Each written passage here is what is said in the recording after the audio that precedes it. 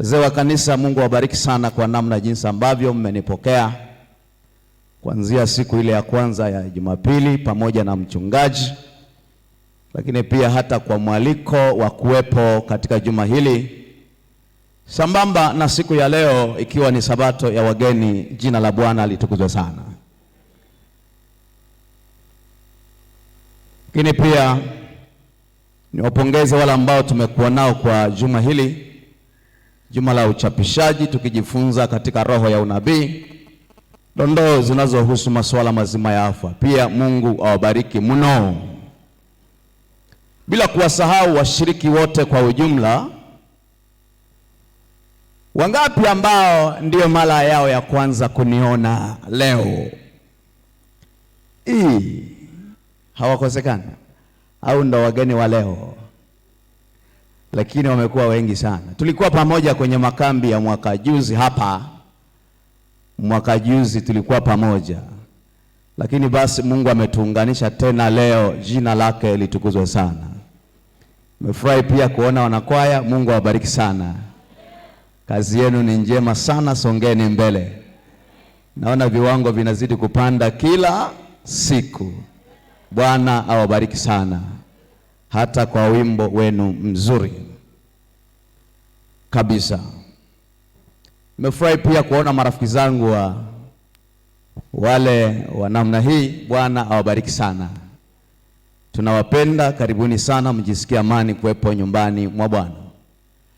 Lakini pia nimefurahi kuona baadhi ya wafanyakazi wenzangu katika conference hii ya kusini mashariki mwa Tanzania. Hayo mahali mlipo, pungeni mikono. Nimeona Tryphon Amani pale, wala wafanyakazi wa Seki, pungeni mikono. Oh, haleluya, haleluya. Mary yuko pale. Chuma yuko wapi leo? Oh, yuko pale. Tulikuwa Chuma yuko wapi?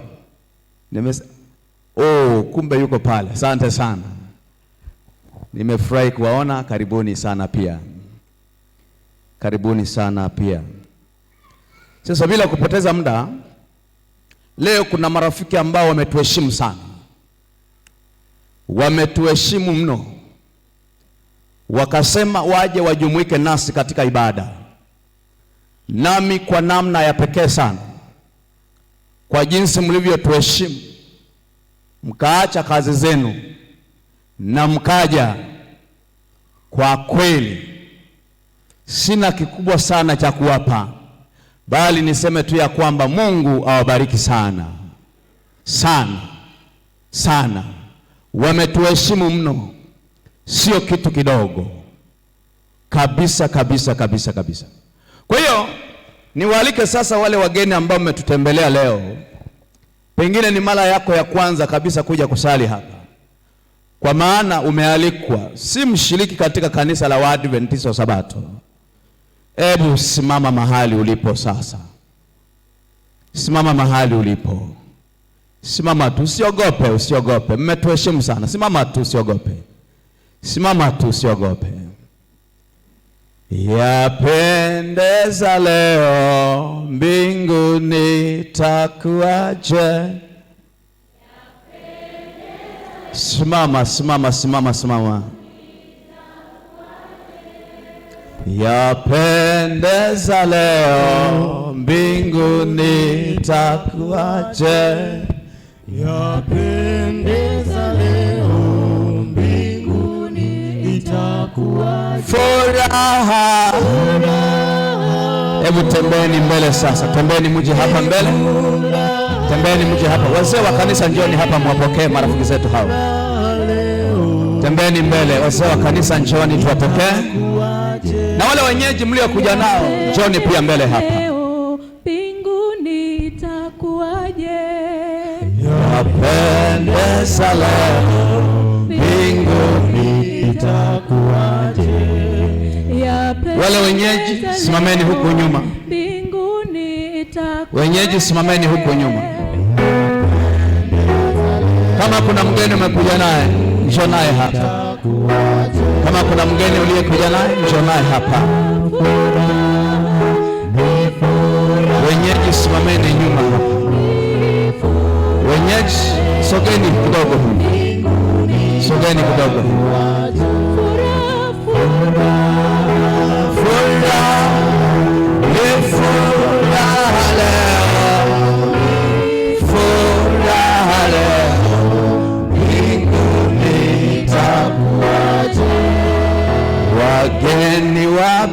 wapendeza, mbinguni itakuwaje?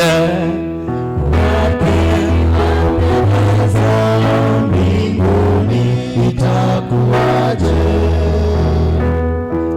Bwana asifiwe. Wapendwa, hawa marafiki wametuheshimu sana kabisa. Mimi nakwambia, wameacha shughuli zao, wameacha majukumu yao mengine, eti wakaja kujumuika na sisi hapa. Jina la Bwana litukuzwe sana kwa ajili yenu. Lakini pia kanisa, Mungu awabariki kwa kuandaa sabato hii maalum kwa ajili ya kuwakaribisha marafiki zetu hawa. Mungu awabariki sana. Muendelee kuwa na moyo huo wa kukarimu walio wageni. Muendelee kuwa na moyo huo. Tuna zawadi ndogo tu sasa ambayo tumewaandalia, lakini ukiitumia vizuri ni kubwa sana. Ni kubwa sana. Niwaalike sasa, yule kiongozi pia uchapishaji yuko wapi? Yule mama yuko wapi? Yule mama yuko wapi? Na kutambua mama, hebu njoo hapa na wewe. Tumekuwa pamoja kwenye juma hili. Njoo pia hapa. Njoo pia hapa. Hata kiongozi wa shule ya Sabato pia njoo. Kiongozi wa shule ya Sabato njoo pia hapa. Njoo pia hapa. Tutagawa zawadi hizi kwa wageni wetu hawa. Endelea kuimba sasa. Mbezi Luisi, Mbezi Luisi, tuna bahati. Mbezi Luisi, Mbezi Luisi, tuna bahati.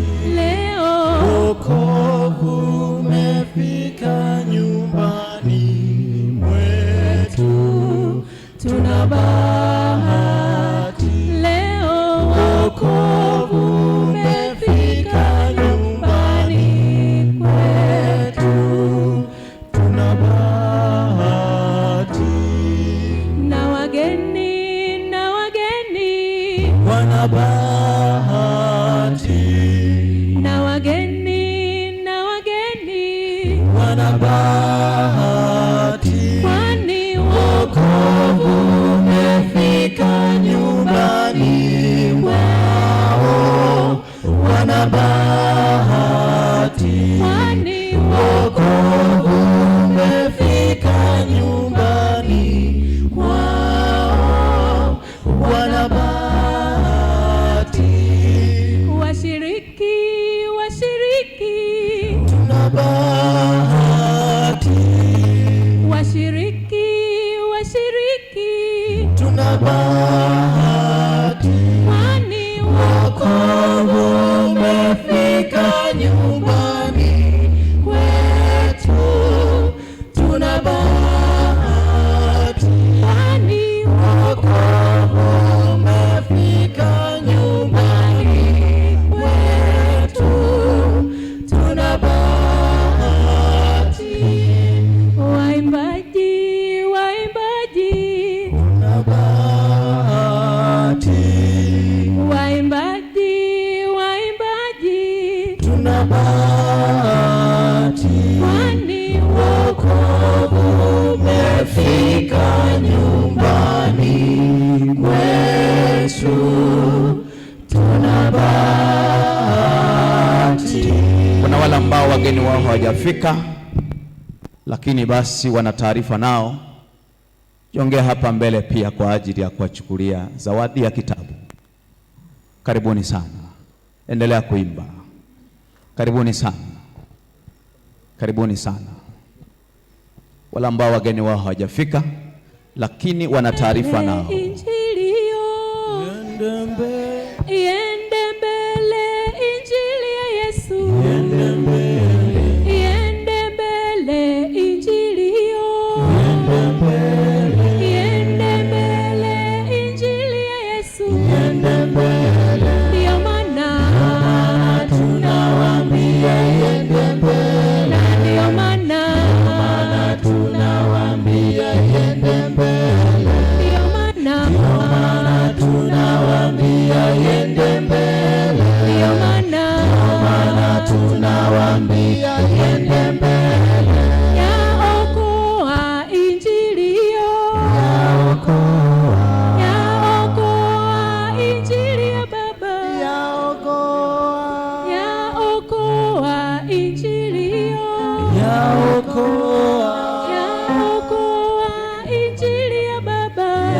kuokoa. Ndiyo maana Tunawaambia yende mbele. ndiyo maana Tunawaambia yende mbele. na ndiyo maana Tunawaambia yende mbele. ndiyo maana Tunawaambia yende mbele. Yerusalemu, Yerusalemu, mji mpya wenye nuru, tutaishi kwa furaha nawe Bwana, milele ni zote, amani na upendo na hakuna kote.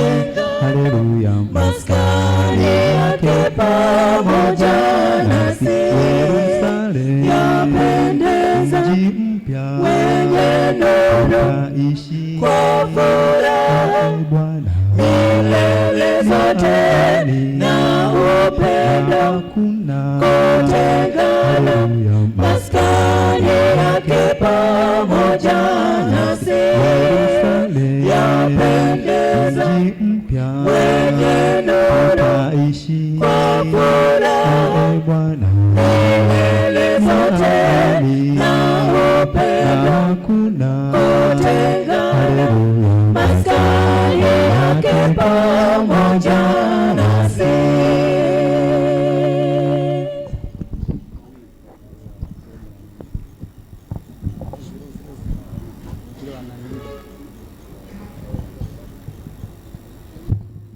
yapendeza leo, mbinguni itakuwaje? Yapendeza leo, mbinguni itakuwaje. Yapendeza leo, mbinguni itakuwaje? Basi wazee tutawashika mikono, alafu sasa watakuwa wanarejea. Karibuni sana, karibuni sana. Wageni wetu tunawapenda, karibuni sana kwa ibada ya leo. Karibuni sana kwa ibada ya leo. Leo mbinguni itakuwaje? Yapendeza leo, mbinguni itakuwaje? Yapendeza Leo mbinguni itakuwaje? yapendeza leo, mbinguni itakuwaje? Yapendeza leo, mbinguni itakuwaje. Furaha, furaha, ni furaha leo, ni furaha leo, mbinguni itakuwaje.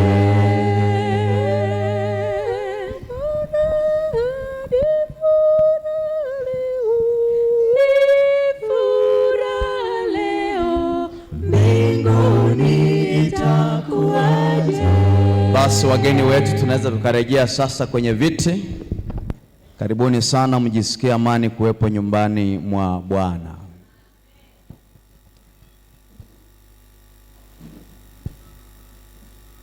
Niwaalike na kuwakaribisha katika ibada yetu ya leo. Ukiangalia saa yako sasa hivi ni saa 6 na dakika ngapi? 20 na ngapi? Na 7. Tumebakiwa na dakika ngapi kwa ratiba yetu ya kila siku? Ngapi? 5. 3. Tunafanyaje sasa? Vumilia tu kidogo sasa. Ndo tunakwenda hivi. Jamani, haleluya. Vumilia tu kidogo. Somo letu la leo lina kichwa kinachosema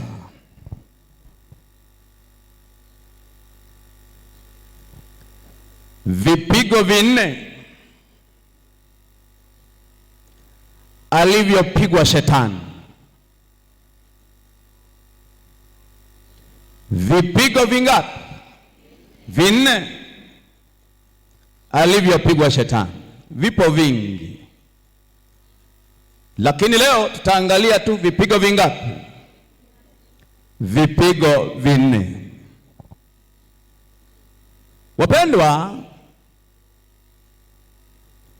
Yesu ni mshindi,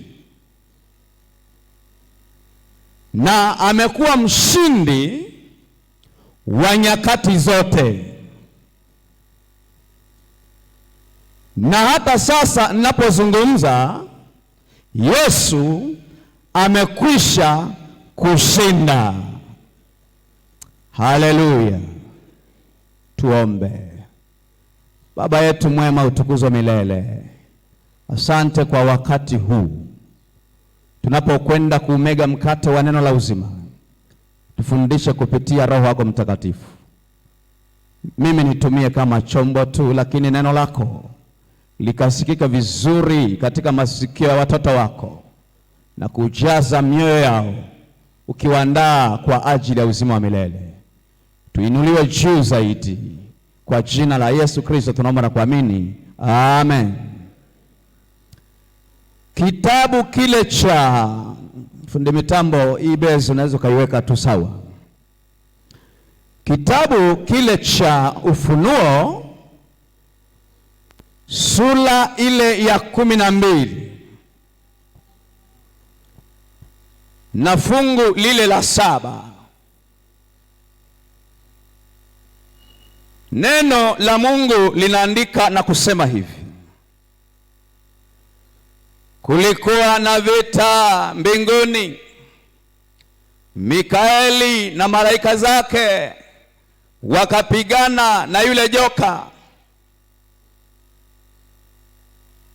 naye akapigana nao pamoja nao na malaika zake.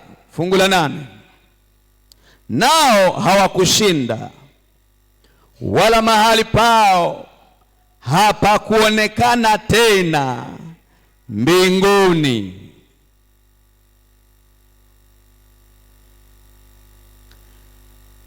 Kipigo cha kwanza cha Shetani, alianza akapigwa kule mbinguni, na neno la Mungu linanukuu vizuri kwamba kulikuwa na vita mbinguni, Mikaeli na malaika zake. Akisema Mikaeli anamaanisha ni nani? Ni Yesu. Akapigana na yule joka.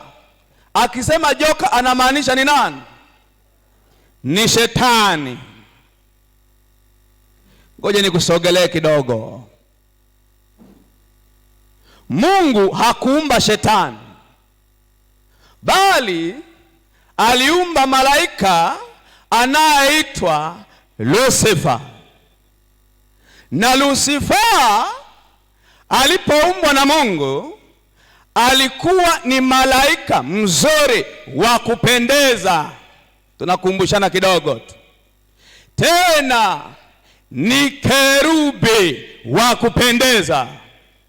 Na unaambiwa hivi, aliumbwa hata paji lake tu, sikiliza, paji la uso lilikuwa ni pana, likiashiria ya kwamba ana maarifa mengi na ujuzi mwingi sana.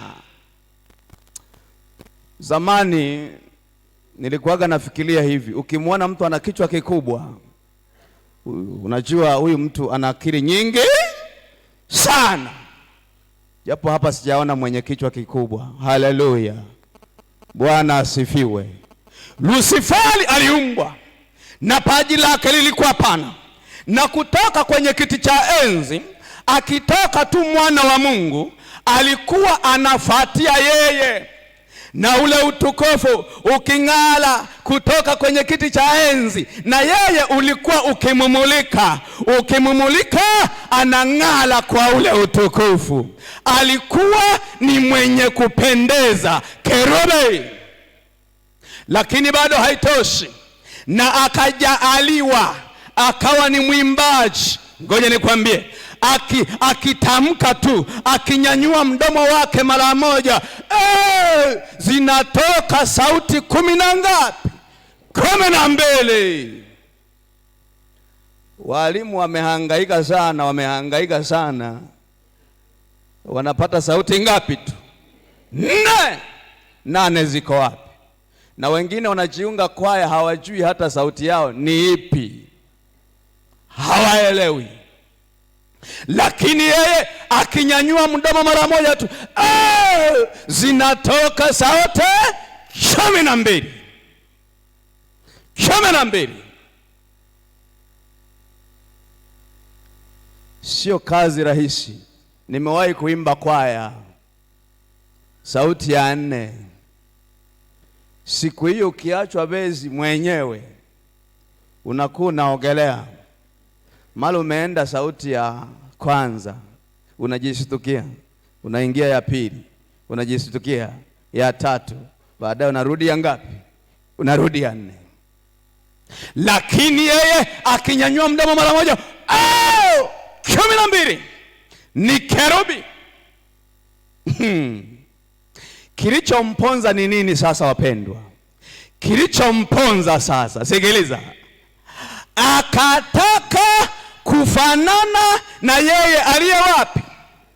Aliye juu. Isaya 14:15 anasema, nawe ulisema moyoni mwako, nitapanda mpaka mbinguni, nitakiinua kiti changu juu kuliko nyota za Mungu, nami nitakete juu ya mlima wa mkutano katika pande za mwisho za kaskazini. Nitapaa kupita vimo vya mawingu, nitafanana na yeye aliye juu. Amependelewa, akataka afanane na nani wapendwa? Na aliye juu. Yaani malaika walikuwa wakipita wakienda kumsujudia mwana wa Mungu, wakipita anajisikia wivu, na yeye anatamani afanye nini? Asujudiwe. Kulikuwa na ajenda ya kuumba dunia ambayo ilikuwepo tangia awali. Sikiliza, hakushirikishwa. Kutokushirikishwa, wivu kamwingia. Anataka na yeye afanane na Mungu. Awe ni nani? Awe ni muumbaji. Akazimu moyoni mwake eti nitafanana na yeye aliye wapi? Aliye juu. Wapendwa, ngoja niwaambie, unajua Mungu ni mkubwa sana. Kumbuka kiumbe hiki kinachosema hivyo na chenyewe kimeumbwa na nani? Kimeumbwa na Mungu. Mungu ni mkubwa mno sana kuliko kawaida. Na uelewa wetu wa kawaida huu, tunamwelewa Mungu kidogo. Mzee nyenyemba nyenyimbe. Tunamwelewa Mungu kidogo. Nyenyimbe kidogo. Hebu jiangalie wewe uliyeumbwa na Mungu. Jamani, haleluya. Bwana asifiwe. Ukijiangalia si unapendeza? Mungu amekuumba kwa namna ya nini? Ya ajabu na ya kupendeza. Ukijiangalia kila kiungo kilichoko kwako ni kizuri. Na kuna wengine wanatangaziaga watu, lisura lako ni libaya. Ngoja nikwambie, hakuna mbaya. Jamani, haleluya. Ni maisha tu yanatuponda ponda. Ni maisha tu. Mwambie mwenzako, ni maisha tu. Utotoni ulikuwa kazuri wewe. Ulikuwa katoto. Mwambie mwenzako, ulikuwa katoto. Hata mimi Gwanchele nilikuwa katoto. Jamani, haleluya. Ulikuwa mzuri. Siku moja nikawa na tafakari, angalia pua yako tu imeshuka chini hivi. Jamani, haleluya. Imeshuka chini hivi. Nikaanza kuwaza, piga picha ingekuwa imeangalia juu hivi, pua yako imeangalia juu hivi. Halafu uende pale nje upigwe manyunyu ya mvua ya kupige. Mungu ametumba kwa namna ya ajabu na ya kupendeza mno. Bado haitoshi wapendwa. Hata hili jua si huwa tunaliona jua, si ndio? Jua hili si huwa tunaliona jua, si ndio? Limeumbwa na nani? Mungu ni mkubwa mno. Unaambiwa hili jua unaloliona hivi ni dude moja kubwa sana.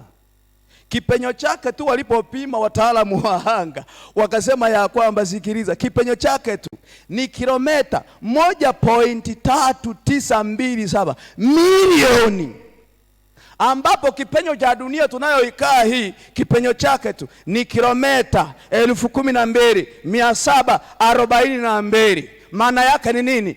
dunia hii tunayoikaa na vipenyo vyake 12,000 inaingia kwenye jua mara 109. Halafu kumbe sasa ni dude kubwa liko hewani huko linaelea, na huwa linatembea. Likitembea, sikiliza, linasafiri, linapiga kelele, linapiga kelele, linaunguruma, linapiga kelele, linaunguruma, na linaunguruma hata wewe hausikii. Mungu ni mkubwa, na wanakuambia joto lake tu, joto la jua hata vipimo vya sentigredi haviingii. Wanakuambia ni Kelvin, ni Kelvin 5778, ili hali maji yetu ya ukali tu ni sentigredi ngapi? 100. Lakini jua ni 5,000 Kelvin 778. Mungu ni mkubwa, ni mkubwa. Na jua hili unaambiwa linamulikia tu sayari angalau takribani 8, ikiwepo na dunia yetu hii. Kulikuwepo na sayari nyingine wakaiondoa, walipoipima wakagundua kwamba haifanani kuitwa sayari, wakaiondoa, zikabaki 8, linazimulikea. Na pamoja na joto lote hilo akaweka kitu kinachoitwa ozone layer kwa ajili ya kupooza angalau mwanga wa jua usituchome. Na linatembea, linasafiri, linatembea. Na unaambiwa likitembea tu, likisafiri kwa kasi sana, sikiliza, kilomita takribani 200 kwa sekunde, limeshaenda. Mungu ni mkubwa jamani, Bwana asifiwe. Na unaambiwa ili angalau limalize mzunguko mmoja, linasafiri likielekea nyota Vega, wala hazikaribiani, linasafiri ni takribani miaka milioni 230 ndo limalize mzunguko mngapi? Mmoja. Mungu wetu wapendwa ni mkubwa. Eti shetani anasema nataka nifanane na yeye aliye wapi? Aliye juu. Ni muongo. Dunia hii tunayoikaa tu, hii dunia, unaambiwa dunia hii uzito wake, walikata kipande cha ardhi. Hata ukiingia kwenye Google ukiandika mambo ya weight of the earth ya Aprili 14, 2021, walipopima wakagundua kwamba uzito wake ni metric stone. Hebu sema metrics.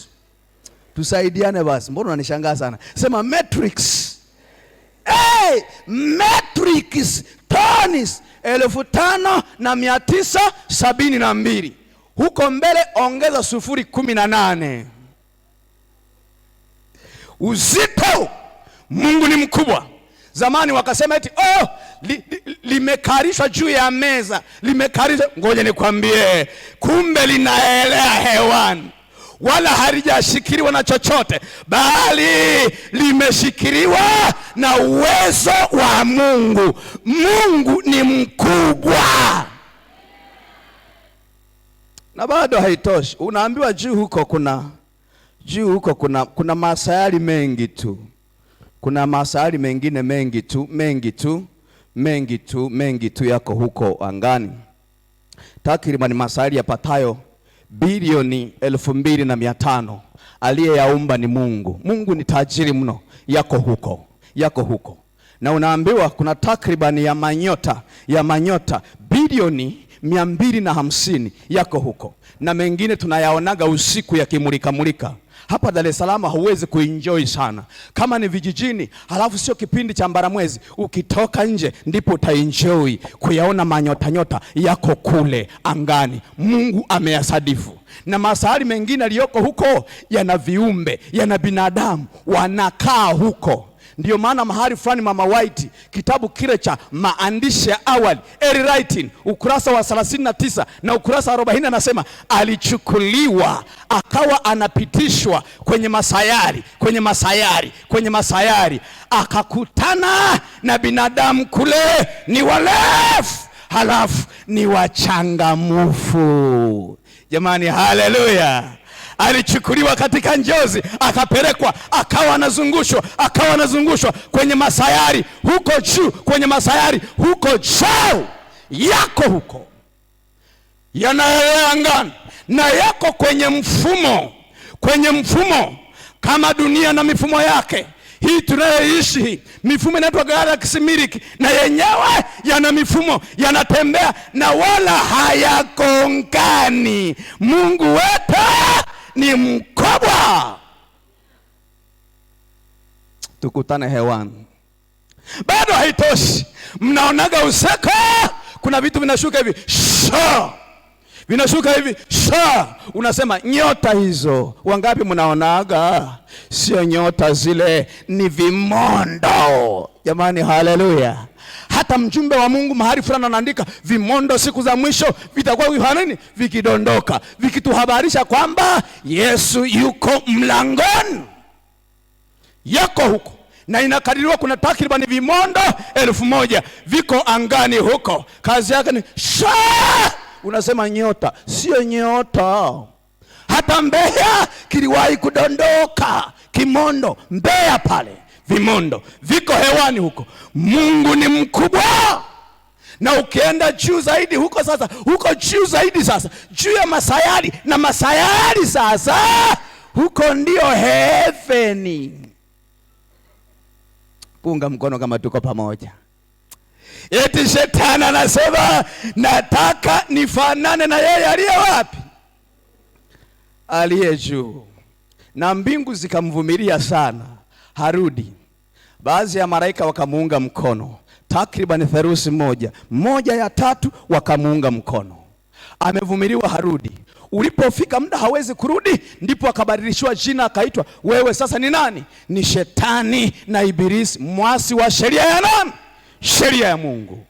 Kilichofuata ni nini sasa? Akakatwa, akatupwa hata nchi.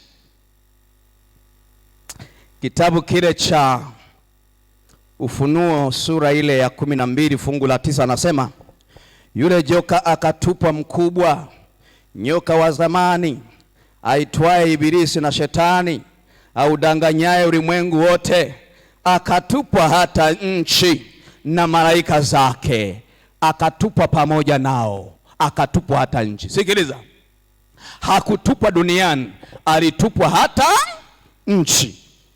Ndo akaanza kuzunguka kwenye masayari mengine, anafukuzwa. Na alipotupwa tu, sikiliza, ole ilitolewa. Alipotupwa tu, angalizo likatolewa. Ufunuo 12 fungu la 12, neno la Mungu linasema, shangilieni enyi mbingu nanyi mkaa humo, ole wao wa nchi na bahari, kwa maana yule Ibilisi ameshuka kwenu mwenye ghadhabu nyingi, akijua ya kuwa ana wakati mchache. Akawa anazongoroka anafukuzwa, anazongoroka anafukuzwa. Baadaye katika kuzongoroka sasa, akakakuta ka dunia ni kapya, kametokea kwenye mikono ya nani? Mikono ya Mungu. Ni kapya, kana binadamu wangapi tu? 2. Hapo ndipo tunapata sasa kipigo cha ngapi tena? Kipigo cha pili.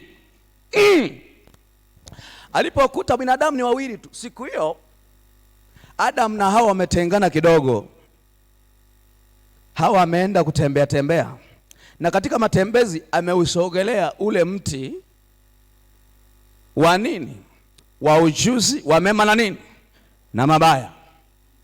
Shetani kupitia umbo la nyoka, mnyama aliyekuwa mwelevu sana. Shetani pia huwa atumii viumbe vinyonge. Tuko pamoja?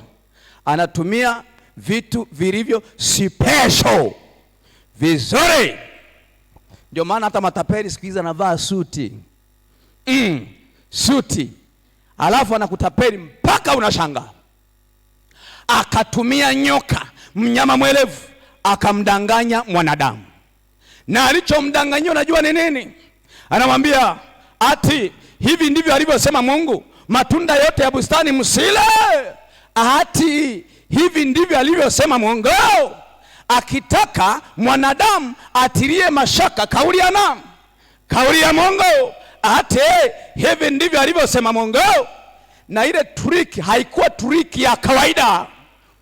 Kitabu cha Wazee na Manabii, ile sehemu ya kwanza, anapoelezea anguko la mwanadamu pale Eden, Mama White anaandika, anasema hivi: nyoka wakati huo shetani akimtumia nyoka, alikuwa akitamka kwa sauti zake zile nyingi nyingi. Tuko pamoja?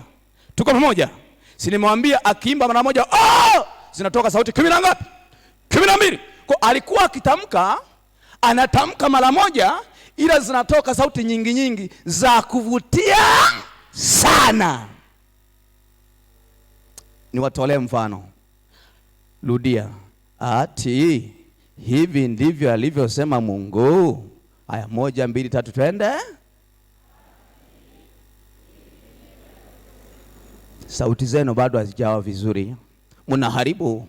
Hebu rudia tena. Ati, tamka vizuri vizuri basi. Ati.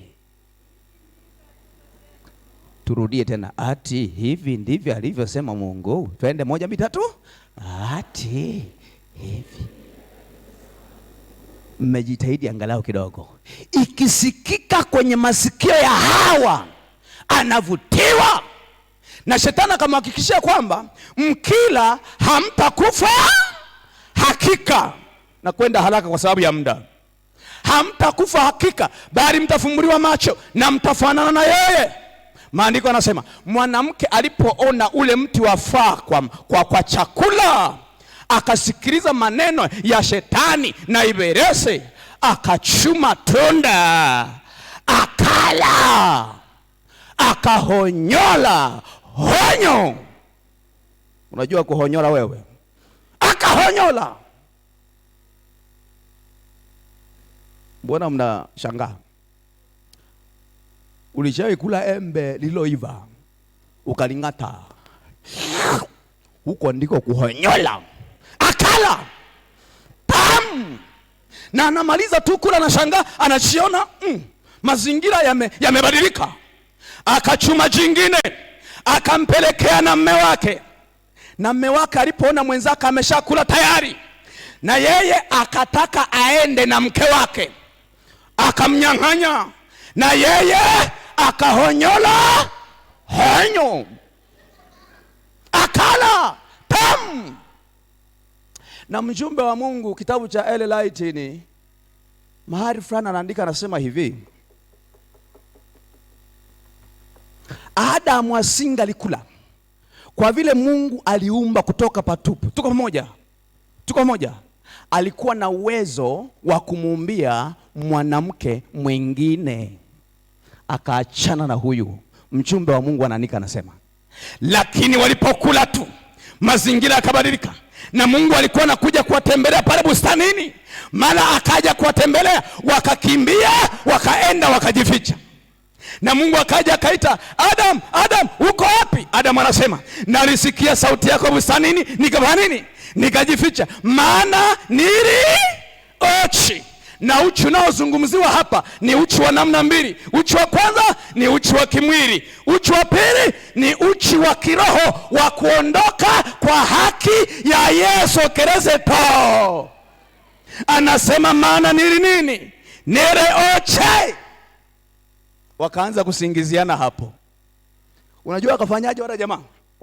Wakachuma majani, naenda haraka, wakajifunika majani.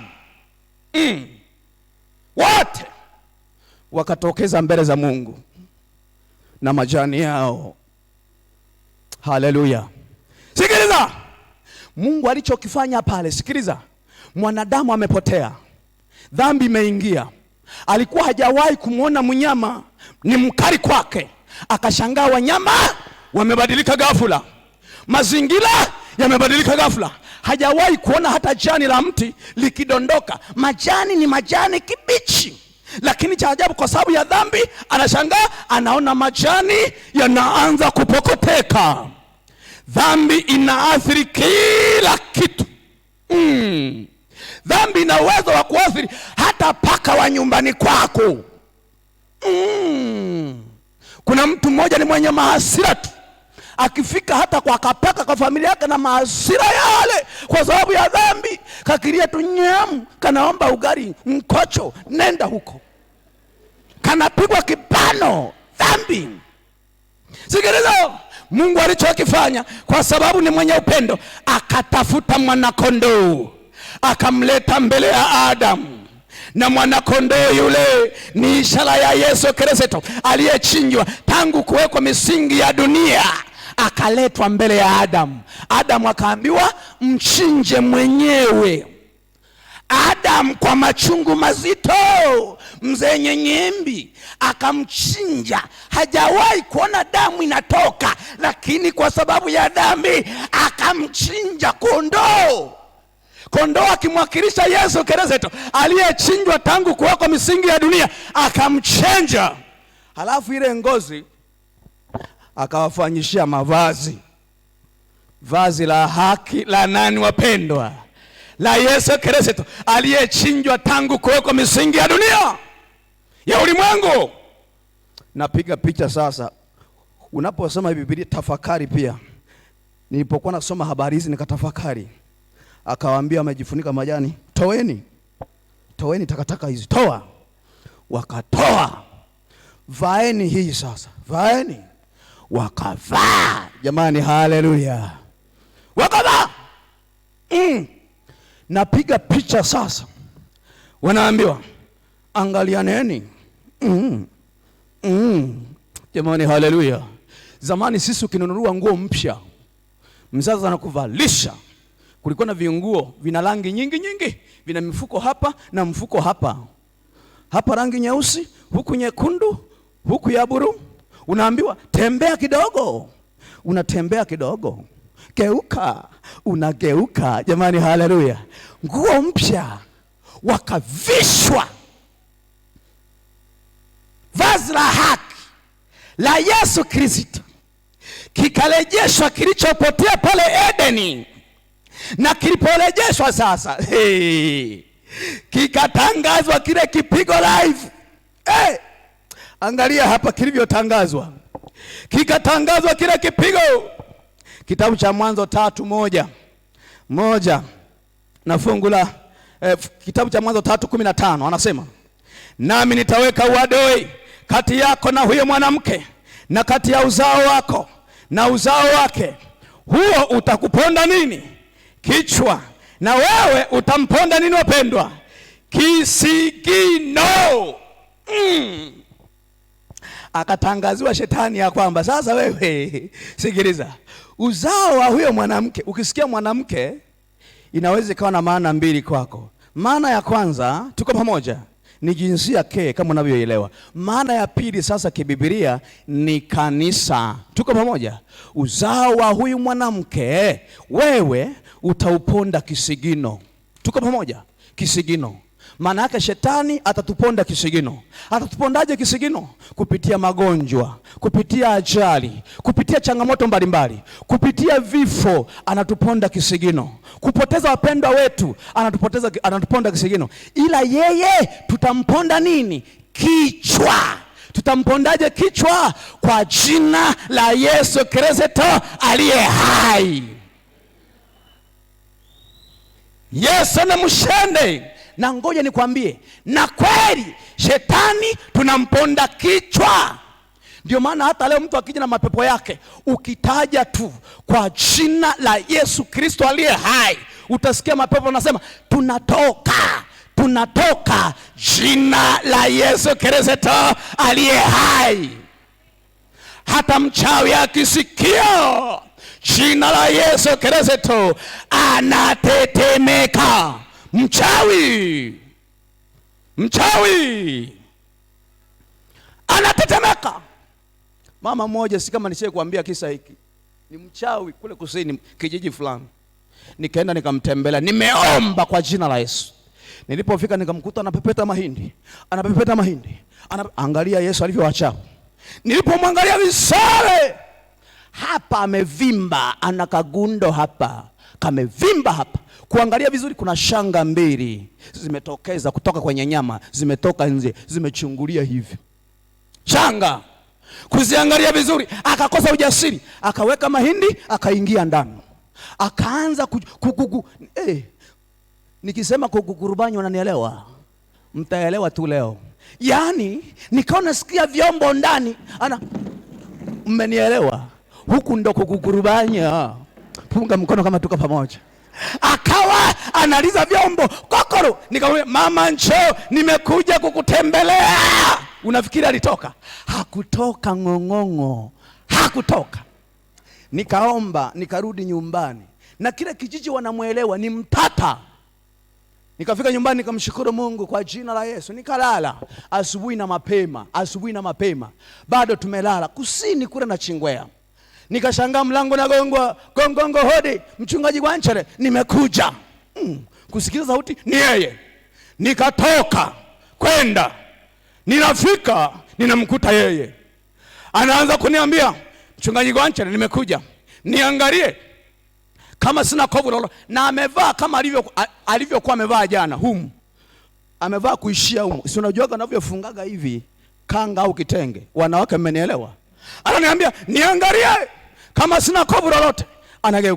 Anageuka. Jamani, jicho halina pazia. Na mimi nikana mwangalia. Anageuka. Na mwangalia. Nikaangalia, napiga macho hapa. Sioni ule uvimbe wala shanga.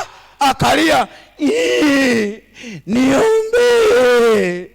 Mke wangu anakumbuka vizuri maana alikuwepo. Akalia, tutamponda kichwa kwa jina la nani wapendwa?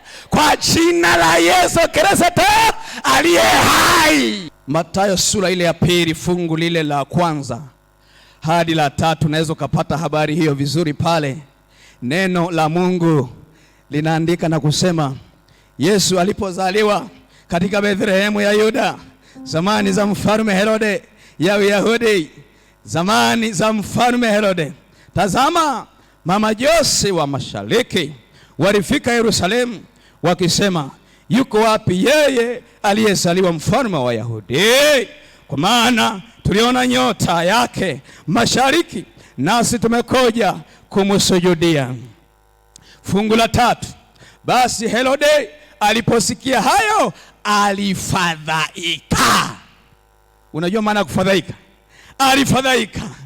Na Yerusalemu pia pamoja naye akafadhaika. Akaingiwa na kinyongo cha kumkatisha mwana wa Adamu mapema. Sasa akabuni mbinu, akasema, kwa vile hawa hawajarudia kwangu, sasa natuma watu. Na kweli akatuma watu kwenda kuangamiza vitoto vya miaka mingapi? 2 vya kiume kushuka chini vilivyozaliwa, akijua ya kwamba kwa kuviua hivyo ndani yake atamuua na nani? Na Yesu Kristo atamuua, na yeye atamuua. Na kweli ngoja nikwambie, akatuma watu wakaenda wakachinja vitoto vidogo, vikachinjwa. Ndio maana ukisoma kitabu cha Mathayo sura ile ya sura ile ya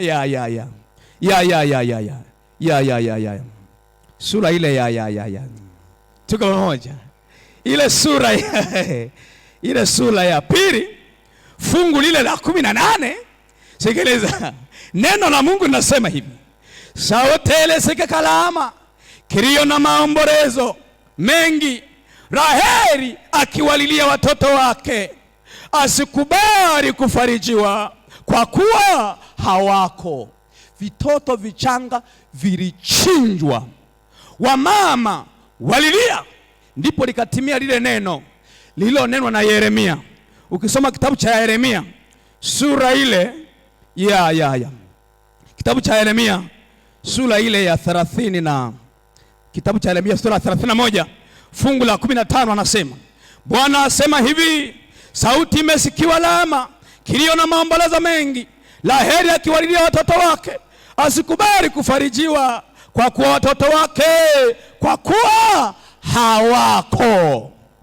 Wamama walilia, vitoto vilichinjwa, vitoto vichanga vilichinjwa, vitoto vichanga walilia. Wamama huwa wana uchungu sana na watoto wao, tena hususan hata kakiwa kachanga tu kazuri. Nimewahi kumwona mama mmoja amefiwa na katoto kake. ni kifo tu cha namna fulani hivi. Walikuwa kule Msoma, anaeleza anasema, akawa anapika nje, katoto kako mbali kidogo, na wala hakajakuwa sana kujua mambo mengi. Akasema ngoja aende ndani akalete unga ili aje asonge ugali. Ametoka nje, anarudi anakuta katoto kametambaa mpaka kwenye jiko. Kakafika, kakachukua sufuria, kakalimwaga, kakamwagikiwa huko kichwani pote huku mpaka na tumboni hapa. Wakapimwa Msoma pale, wakaambiwa huyu mtoto mpelekeni Muhimbili. Wakasafiri kuja Muhimbili. Alipopimwa Muhimbili, wakakuta vitu vyote vya ndani tumboni vimeiva. Baada ya siku 3 kale katoto kakalala mauti. Nakumbuka mama yule, unaweza ukakosa maneno ya kumfariji. Mama analia anasema, mchungaji, katoto kenyeni kamoja tu, nilimwomba Mungu kwa muda mrefu, lakini na kenyewe kamelala mauti. Katoto kakao kamelala mauti. Wamama walilia, hakuna wakutaka kufarijiwa. Kumbe Herode anaua wale watoto. Segereza. Kumbe Yesu Kristo ametokewa kupitia wazazi wake Yusufu na Mariamu, wakamtorosha kuja mpaka Misri. Jamani, haleluya! Kipigo kingine cha shetani cha mbwa koko, kumbe wako Misri. Na kweli hata historia inakubali Yesu aliishi Misri. Jamani, haleluya! Yesu aliishi Misri. Na Misri, unajua Misri ni Afrika. Jamani, haleluya, haleluya! Misri ni Afrika. Alikanyaga hapa Afrika, na mimi ni Mwafrika na wewe ni Mwafrika. Jamani, haleluya! Alikanyaga hapa mpaka leo hata hiyo sehemu imetunzwa na wakanywa maji ya mto Naili. Tuko pamoja? Wakanywa maji ya mto Naili. Nataka nikuonyeshe kidogo. Wakanywa, na fahari ya Misri ni mto Naili, na mto Naili chanzo chake ni ziwa Victoria kule Uganda kule. Tuko pamoja? Unatokea huko unakwenda mpaka Misri. Na kwenye mto Naili kuna mto Simiu unaingizaga maji kwenye ziwa Victoria. Jamani, haleluya! Kule nyumbani kwetu Ndagaru huko umepita ule mto. Jamani, haleluya! Maana yake maji yanakokotwa mpaka ziwa Victoria. Yakifika ziwa Victoria yanachukuliwa na Naili kwenda Misri. Yesu alionja ladha ya mto Simiu, ya kule Jinjimi, kule Ndagaru, Mwanza, Magu kule. Kuna watu wameona wivu basi hapa. Hata mto Mara unapeleka maji yake ziwa nini? Victoria. Alionja maji ya Mara pale, akaonja ladha yake. Jamani, haleluya! Baadaye Herode alipokufa, ndipo Yesu akarejea. Kazi ya injili kafanya nini? Ikaendelea. Yesu ni mshindi. Yesu ni mshindi, na ameendelea kwa mshindi wa nyakati zote. Ushindi, kipigo cha mwisho sasa kwa leo cha shetani alichopigwa, sikiliza, ni kipigo pale msalabani. Alipigwa pale kaburini, pia alipigwa wakati wa kufufuka kwa Yesu. Jamani, haleluya! Unajua shetani kati ya kitu alichoenjoy sana, alienjoy sana kwa Yesu kukamatwa. Alienjoy, alifurahi alipokamatwa Yesu.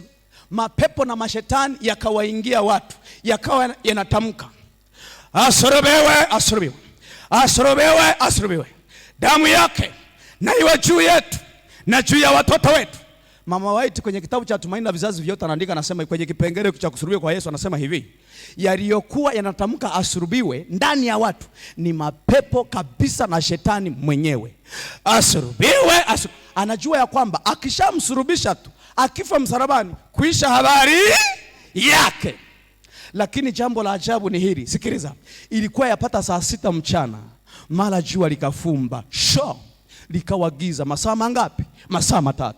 Na wakati ule wa Yesu Kristo, kabla hajakata roho, sikiliza, kabla hajakata roho akatamka hivi, imekwisha. Na lile pazia la hekalu, sikiliza, pazia la hekalu walimokuwa naenda kutoa sadaka za kuteketezwa, lile pazia la hekalu likapasuka katikati, ishara ya kwamba huduma ile sasa imefanya nini tena? Imekoma. Bali mwanakondoo ni nani? Ni Yesu Kristo. Na wakati ule pazia likapasuka, na kuhani aliyekuwa anaendelea mule akamwachilia mwanakondoo, akafanya nini? Akaenda. Yesu ni mshindi. Na wakati ule anakata roho, sikiliza, likatokea tetemeko. Tuko pamoja? Tetemeko ajabu. Wakuria wanasemaga ikrikiti. Hebu sema ikrikiti. Kikuria hicho likatokea ikrikiti. Kipare mnasemaje? Kipare mnasemaje? Wapare mnasemaje? Tetemeko. Izingizo. Likatokea izingizo, likatetemeka. Unaambiwa hivyo, makaburi yaliyoshikilia watakatifu, maana yake anayekufa huyu sio wa kawaida, yakati yakawa yanawaachia, yakawa yanawaachia, yakawa yanawaachia, yakawa yanawaachia, wakauingia ule mji mtakatifu. Na miongoni mwa wale inasemekana ni wale wazee 20 ngapi? 20 ngapi? Sikiliza, yakawaachia kama malimbuko ya ufufuo. Baadaye Yusufu akaenda akaomba mwili wa Yesu kwenda kuuzika. Akauomba. Ameenda kuuzika, na aliuzika, ilikuwa ni siku ya Ijumaa, siku ya maandalio. Ukisoma kitabu cha Luka sura ile ya 23 kuanzia fungu la 52, anasema ilikuwa ni siku ya maandalio. Ndio maana hata wale wanaosherehekea Pasaka, ukisikia wanasherehekea kufa na kufufuka kwa Yesu, siku ya Ijumaa kwao wanasema ni siku ya Ijumaa nini? Hakuna kula nini? Nyama. Ndio siku ambayo Yesu aliteswa na akazikwa. Na kweli Yesu aliteswa akazikwa siku ya Ijumaa. Sikiliza. Na maandiko anasema, ukiendelea kusoma Luka hiyo, anasema ilipofika siku ya Sabato, wale wanawake walipumzika kama ilivyoamuliwa, maana ni amri ya nani? Ya Mungu. Hata mamaye Yesu mwenyewe akapumzika, akaitunza Sabato, maana Yesu na yeye amepumzika kaburini kwa siku hiyo. Ukienda fungu la 24 sasa, sura 24 sasa, Luka 24 fungu la kwanza anasema hata siku ya kwanza ya juma. Tuko pamoja? Siku ya kwanza kulipoanza kupambazuka, wale wanawake wakaenda kaburini, wakakuta kaburi liko nini? Liko wazi. Na kweli hiyo haina mashaka, wanaosherekea Pasaka kufuka kwa Yesu inaangukiaka siku ya Jumapili. Na Jumapili hiyo kwenye Biblia, siku ambayo Yesu alifufuka, inatajwa ni siku ya kwanza ya nini? Ya juma. Wala haina mashaka, kulipoanza kupambazuka wakaenda wakamkuta Yesu amefufuka. Na ngoja, kufuka kwa Yesu kulikuwaje? Segereza, aliagizwa malaika mmoja. Malaika mmoja. Shoo za kimbingu hazitaki kundi kubwa. Huyu mungapi? Mungapi? Mungapi? Kutolewa kwa Petero gerezani alipofungwa na Herode, aliagizwa malaika mungapi tu? Mmoja. Akamaliza mambo. Vijana wale wanasema akamaliza show. Punga mkono kama tuko pamoja. Unajua wewe unajifanya kama vile uelewi haya mambo. Sikiliza. Malaika mmoja, na kabla hajakanyaga mguu wake chini, likatokea tetemeko ajabu. Lile jiwe akaliviringisha mbali na kaburi. Halafu alichokifanya lile jiwe akalikalia. Yaani kwa jeuri ya kimbingu kabisa, akalikalia. Unafikiri ni kitu cha kawaida kulikalia? Sikiliza, akalikalia. Na Yesu akaitwa njoo. Yesu akafufuka kwa kishindo. Na alipofufuka, kuna watu waliwahi pala, akamwambia msinishike, maana bado sijaenda kutoa nini? Taarifa. Alipofufuka, tega sikio lako napokwenda kumalizia sasa. Cha kwanza, alienda akaripoti mbinguni. Tuko pamoja? Akaripotisha ule ushindi wake. Mama White, Tumaini la Vizazi Vyote, anaeleza mahali fulani, anasema alipoenda akaripotisha ule ushindi. Ngoja nikupe hiyo nukuu vizuri, ili uiweke sawa hiyo nukuu. Uiweke sawa. Utasoma katika Desire of Ages sura ya 81 kipengele kinachosema the Lord is risen. Utasoma katika sura hiyo. Alipofufuka pale, sikiliza, akaenda kwanza kuripoti, sikiliza, mbinguni, kuripotisha ushindi wake, na akalakiwa na malaika wenyewe wakiimba, ameshinda, ameshinda, ameshinda, ameshinda, ameshinda. Mbingu zikajawa na furaha, wakashangilia. Baadaye akarejea sasa, akaanza, maana ripoti kupitia sikiliza, zimeshaenea kwamba tangulieni Galilaya, atawakuta huko. Akaanza kuwatokea watu makundi. Ila wale walinzi sasa utasoma mwenyewe Mathayo 28 kuanzia fungu la 11 mpaka 15. Wale walinzi waliokuwa na linda, maana walikalakala na kulala chali, walipoenda kuambia watawala wao kwamba amefufuka, wakamwambia msisema amefufuka, semeni wale wajanja wamefanya nini? Wamemwiba. Wakawapa hela, rushwa, ili wapotoshe kwamba Yesu hajafanya nini? Hajafufuka. Lakini Yesu cha ajabu akaanza kuwatokea watu makundi. Akina Tomaso wenye mashaka, mpaka wanamshika, wewe na kumudu, wanamshika, wanamwambia, ni wewe kweli? Yesu anamwambia, nishikeni, maana mzimu hauna nyama wala nini. Shika.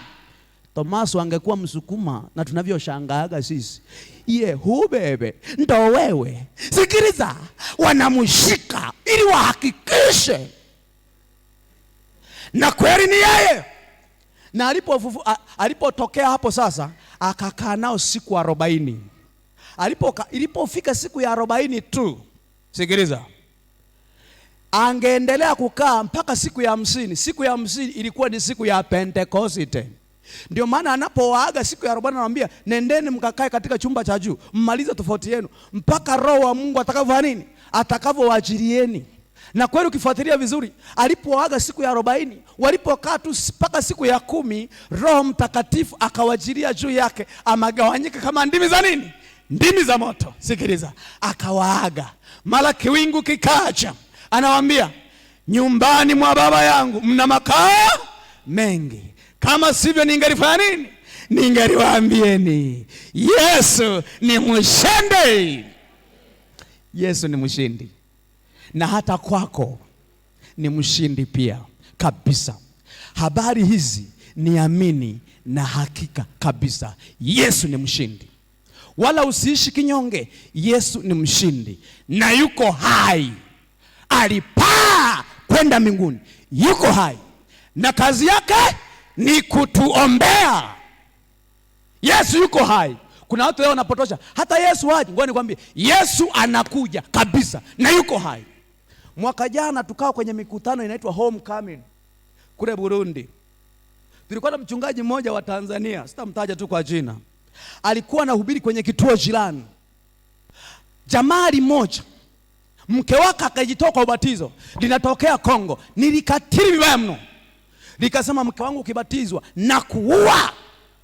Mke wake amwambia, nabatizwa kwenye ile mikutano, nabatizwa. Nilivuta rangi, sikiliza, linalewa na vitu vingine, likalewa, likaweka panga hapa, likasema, naenda kumchinja huyo anayehubiri leo, naua. Na nilikatili, wanalijua. Sikiliza, muda ulipofika, likaenda mkutanoni, likakaa, limekaa. Sikiliza sasa, limekaa. Mhubiri alipokuwa anaendelea kuhubiri, limekaa pale linasubiri kumchinja.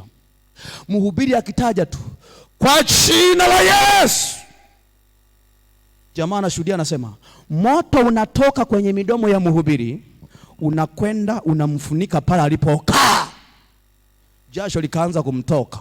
akitamka tu kwa jina la Yesu, au akitaja tu jina la Yesu, moto unawaka, unakwenda unamfunika alipokaa.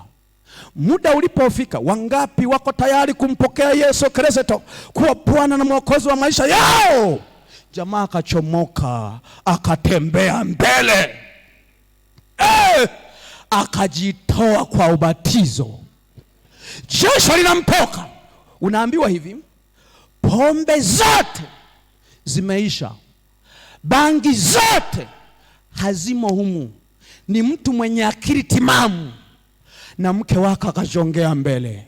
Unaambiwa hivi, alibatizwa yeye na mke wake na watoto wake wangapi? 2.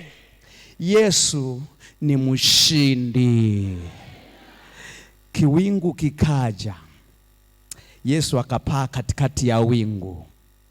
Baadaye malaika wakatokea, wakawaambia wale watu walioachwa na Yesu, huyu Yesu mnayemwona aliyechukuliwa kwenu vivi leo, atakuja tena kwenu vivi hivi, atakuja tena. Wapendwa, niwaambie, Yesu anakuja tena, na akija atakuja katika kiwingu kidogo upande wa mashariki. Wale waliompokea Yesu, walioishi maisha matakatifu, watakiona kile kiwingu upande wa mashariki, watakokutwa hai. Sikiliza, wataanza kusema, huyu ndiye Bwana wetu tuliyemngoja aje atusaidie. Huyu ndiye Bwana wetu tuliyemngoja aje atusaidie. Waovu wataanza kukimbia, milima tuangukieni. Milima inafanya nini? Inawahama. Wale waliokufa, sikiliza, watafufuliwa watakatifu.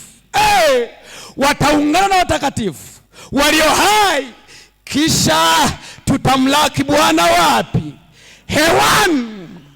Mzee Kabadi, tutapaa tukivuka masahari na masayari, tukienda kule heaven, tukienda masayari takribani bilioni 2,000. Tunapaa. Yale mabinadamu ambaye hayakutenda dhambi kwenye masahari mengine yatakuwa yakitushangaa, hawa wafupi wametokea wapi hawa? Yesu atatutambulisha, hawa ndio wametokea kwenye ile dhiki kuu ka dunia kalikotenda nini? Dhambi. Hawa ndio washende. Tumevalia mavazi meupe, washende. Tunapaa. Mzee, nitakuangalia upo, sijui nitapaa mpawa namna gani. Tutapaa jamani, haleluya. Halafu tutakaa miaka 1000 huko, milenia moja, tukijifunza matendo makubwa ya Mungu, na Yesu akijibu maswali magumu ambayo leo hata tunajiuliza. Kwa nini mpendo yule alilala mauti? Kwa nini alilala wakati ule? Kwa nini changamoto ile? Yesu atakujibu na utasema, leo kweli Yesu, wewe ni nkankari, wewe ni mshende. Tutaona namna roho zilivyoongolewa. Tutakuwa na taji katika nyota kwa sababu ya kuifanya kazi ya Mungu, na zitakuwa zinatofautiana, maana kuna watu hawafanyi kazi ya Mungu, wanafanya kwa uregevu. Kanyota kamoja waliofanya na roho nyingi kuongolewa watakuwa na manyota. Baadaye watagundua kwamba hakuna chochote walichokifanya, watavua taji na kuiweka miguuni pa Yesu Kristo. Jamani, haleluya. Wataiweka. Yesu tena atawarudishia. Natamani niwepo mimi. Je, wewe unatamani uwepo wakati wa kwenda mbinguni? Kama ni tamanio lako pia, nyosha mkono wako. Kwa nini usisimame? Yesu wetu ni mshindi. Karibuni kwa ule wimbo. Yesu wetu ni mshindi. Yesu wetu ni mshindi, na amekuwa ni mshindi wa nyakati zote. Amekuwa ni mshindi, na unaposimama upande wake wewe ni mshindi. Ndiyo maana anasema, ni nini cha kututenga na upendo wa Yesu Kristo? Je, ni dhiki au ni njaa au yaliyo chini au yaliyo juu au chochote kile? Hakuna cha kututenga na upendo wa Yesu Kristo ambaye ni mwokozi wetu. Hata sasa yuko mbinguni anatuombea, akifanya upatanisho kwa ajili ya maisha yetu. Mungu akubariki sana. Mungu akubariki sana. Tamani kuwepo pale Yesu atakapokuja, watakatifu watakapokuwa wakielekea huko mbinguni na kukaa miaka 1000. Miaka 1000 ikiisha, ndipo Yerusalemu mpya itashuka na itatua. Shetani ndipo atasema, wataamshwa walio waovu, ufufuo wa pili. Watasema, twendeni tukauteke ule mji, twendeni tukauteke. Ndipo hasira ya Bwana itawaka na kushusha kiberiti, hakuna atakayesalia. Mambo ya kale yatakuwa yamepita na yamekuwa ni mapya. Katika nchi mpya watakuwepo wale watakatifu, katika nchi mpya watakuwepo wale washindi. Hapo hakuna machukizo, hapo hakuna kuugua wala kobo haipo. Maisha ni murua, hakuna jua. Yesu ndiye mwanga. Haleluya! Atakuwa akitumulikia. Natamani kuwepo pale. Karibuni sasa kwa wimbo huo.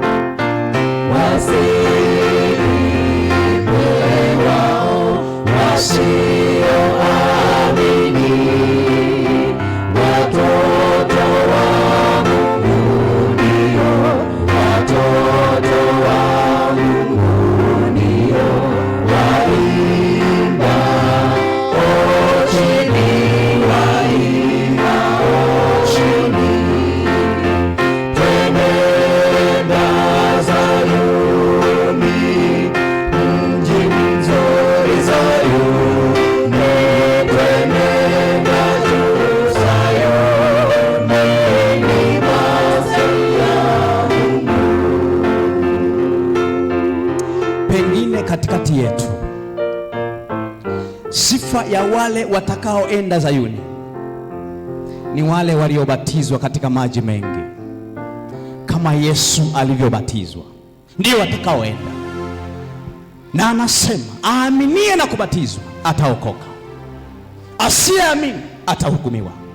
Pengine kuna mtu mmoja hapa hajabatizwa katika ubatizo wa maji mengi, bado hajamkiri Yesu Kristo kwa Bwana na Mwokozi, hajazika mambo ya kale katika tumbo la maji na kutoka akiwa mpya, lakini yupo katikati yetu hapa na anaimba, lakini kigezo hicho bado. Unatamani kuungana na hawa watu, ili hata kama unaimba uimbe ukimaanisha. Hata kwa leo fanya maamuzi. Kuna mtu mmoja pengine anasema sijabatizwa bado. Nyosha mkono wako, nyosha mkono wako, nyosha mkono wako, nyosha mkono wako. Hapa kama umekuja leo, nyosha mkono wako. Unasema natamani niwepo katika kundi hilo. Mungu akubariki sana. Kuna mwingine, nyosha mkono wako. Tunaposema tutakwenda Zayuni, tutakwenda Zayuni, nyosha mkono wako ili twende wote. Na kwa mkono wako Yesu anakuona, maana ni maamuzi kutoka moyoni hayo. Nyosha kabisa, usiogope. Nyosha kabisa, nyosha kabisa, nyosha kabisa. Hebu tembeeni mbele tuwaombee wale mlionyosha mikono yenu. Na kama kuna mwingine, tunapoendelea kuimba ubeti unaofuata, tembea kuja hapa mbele, haujachelewa.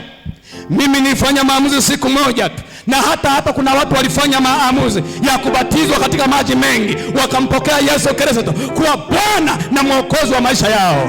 Wapo katika kundi hilo. Wazee, wapokeeni hawa watu. Ubeti wa tatu. Njoo, tembea, usimwangalie mtu. Endeleeni kuimba. Usimwangalie mtu. Tembea. Njoo, tembea. Mungu akubariki sana. Kuna mwingine, tembea, haujabatizwa katika maji mengi. Tembea, haujabatizwa bado. Tembea uchi. Njoo, tembea uchi. Usimwogope mtu, tembea uchi.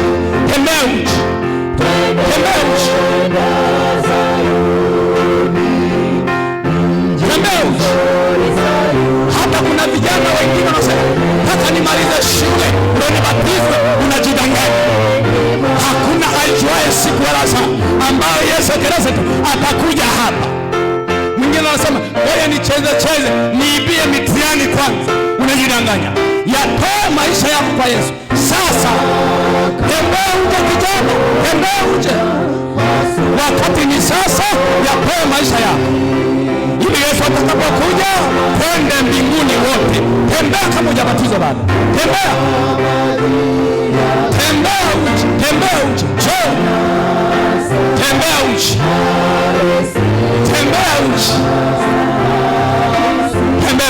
Tunakusubiri. Tembea uje, usiogope. Tunakusubiri wewe. Njoo, tembea uchi.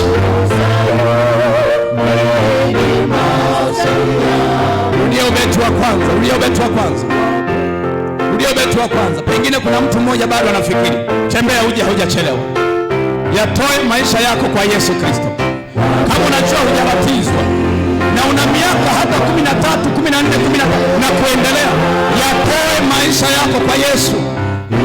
Acha kuchelewa. Yesu anakuja upesi sana.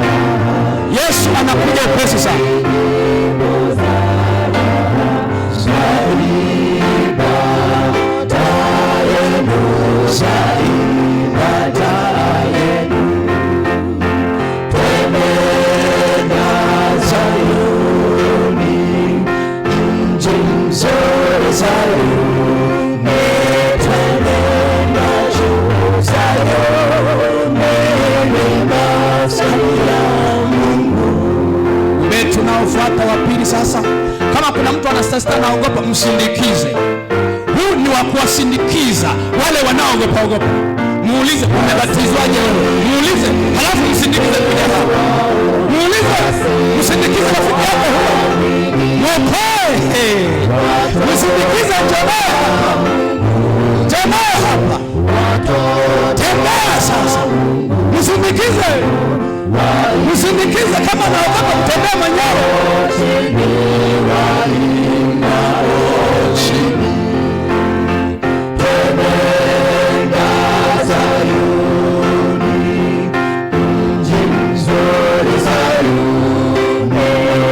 Wale wageni wetu mliotutembelea leo, njoni hapa sasa. Kuna ombi maalum kwa ajili yenu. Wale wageni mliotutembelea leo, njoni hapa. Wageni njoni hapa. Rudia chorus. Wageni njoni hapa. Wageni mliotutembelea leo, njoni hapa. Kuna ombi maalum kwa ajili yenu.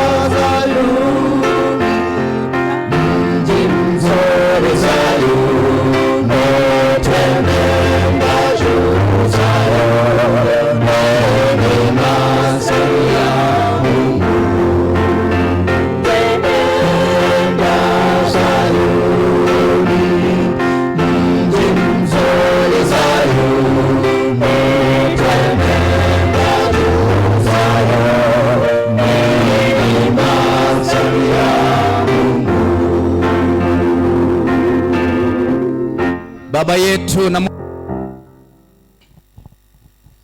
rafiki yetu mwema unayetupenda sana na kutujali, tunakutukuza sana mchana huu wa leo. Mungu wetu, wewe ni rafiki yetu na muumbaji wetu. Asante kwa neno lako la uzima. Tamanio letu Bwana, tunatamani twende mbinguni, na kwa vile wewe ni mshindi na Ibilisi amekwisha kupigwa tayari, ushindi huo ni wa kwetu pia. Maana hata ukiruhusu tulale leo, tulale katika matumaini, na utakapokuja, maana umesema na funguo za mauti na za kuzimu, utafungua makaburi yetu, na tutakulaki tukishangilia, tutakulaki tukifurahia. Asiwepo hata mmoja wa kukosa. Hata yule anayecheza na dhambi, msaidie atoke katika maisha hayo, akuelekee wewe Mungu wetu. Asante kwa mbaraka wa wageni hawa, uwabariki watoto wako hawa, wameacha kazi zao na kuja kuhujumika nasi. Bariki kazi zao za mikono, bariki familia zao, bariki nyumba zao kwa utukufu wa jina lako. Waongoze wakufahamu wewe zaidi, wakubali kujifunza chini ya miguu yako, lakini zaidi Bwana ukiwaandaa kwa ajili ya uzima milele. Pengine kuna mtu anaumwa, tunamwombea mpatie afya njema. Waliojitoa kwa ubatizo, anza kuwabatiza kwa Roho Mtakatifu kuanzia sasa, na watakapokwenda katika maji mengi watoke wakiwa washindi, ili tutakapoimba twenenda Sayuni, twende pamoja. Ninaamini Yesu utatenda zaidi ya hapa ambao tumeomba. Niseme nini Bwana? Neema yako inatosha. Upendo wako Yesu Kristo na ushirika wa Mtakatifu uwe nasi tangu sasa na hata milele, katika Kristo Yesu tunaomba na kuamini, amen. Bwana awabariki sana.